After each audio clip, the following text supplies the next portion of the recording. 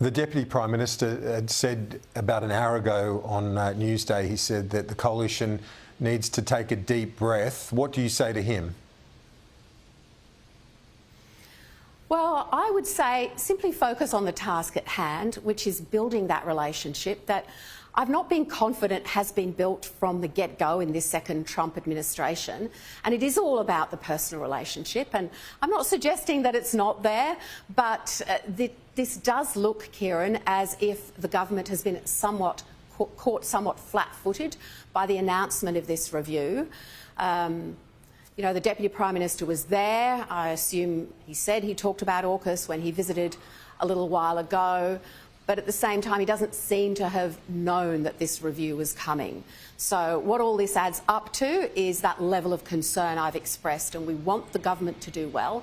And of course we want AUKUS to succeed, but we can't ignore this development. He actually said that he was briefed on it a few weeks ago, Mr Marles. He said that they've been briefed on it, they've known it was coming for a few weeks.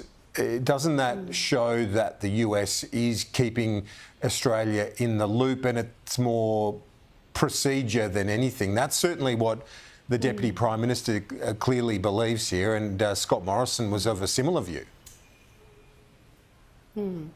Well, I'm not sure, obviously, of the content of those conversations. I'm putting this in the context of the review that's been announced, seemingly out of nowhere, with what is clearly a government somewhat unprepared for the news that came from the US overnight. So I just want to encourage the government to build that relationship, and I haven't heard the Deputy Prime Minister point to a meeting that's coming up between our Prime Minister and the President. I mean, until that happens, we secure that face-to-face conversation, I don't think we will rest on this issue. It's vital that the conversations and that the relationship between our two governments. And it's not where it needs to be, in my view, just yet, Keiran, but I hope, again, I come back to this point, I hope that the government does do well. But we need to be embedded at all levels in the US administration, having those conversations continually.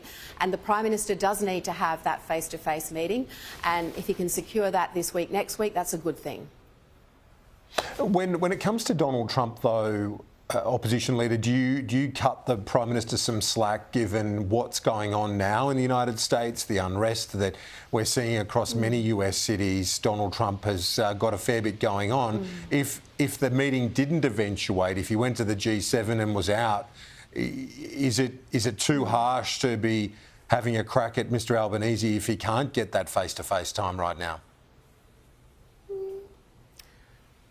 I think that all efforts need to be made to secure that meeting. I think that's really important. Of course, I understand the domestic implications for the President, but that also underscores, doesn't it, Keiran, that we need a strong relationship from the very beginning of the Trump administration. We need that to be in place. We need that to be up and running at all levels of the administration between them and us. And I'm not sure that that exists, and I'm not sure that the investment into that personal relationship has taken place.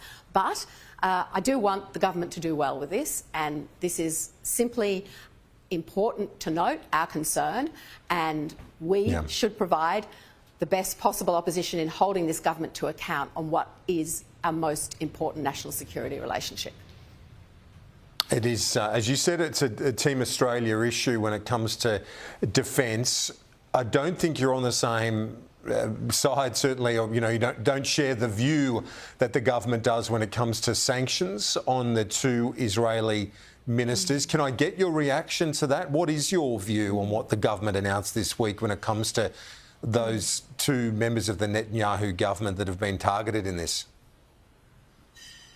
Well, it's unprecedented to, as a government, take actions, sanctions on members of a democratically elected government, and it appears that Penny Wong acted unilaterally on this.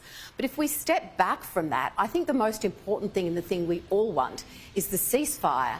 We want peace. We want an enduring peace for the people of the region. We all want that more than ever, and the US has explained that these actions are actually counterproductive to securing that ceasefire and that peace, and the government should be paying attention to that.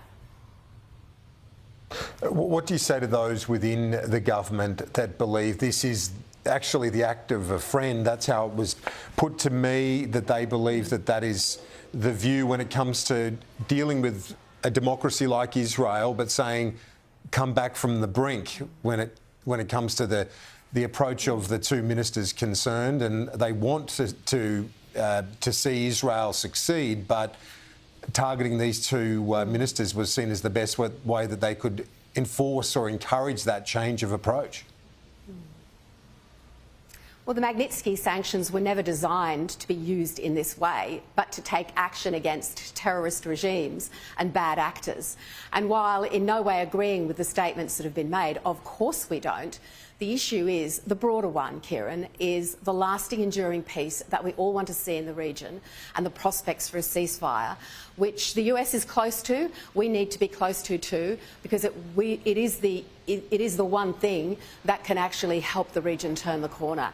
And we always, when I talk about this, we come back to the issue of Hamas and their murderous intentions at this point in time, and the very important respect that we need to show any efforts to release the hostages that are still in tunnels in Gaza, and not to forget the hideous events in southern Israel on October the 7th. But do you believe in this case the government has overstepped the mark with those sanctions? Yes, we do. Yes, we do. Opposition Leader Sussan Ley, thanks for your time. I appreciate it. Thank you.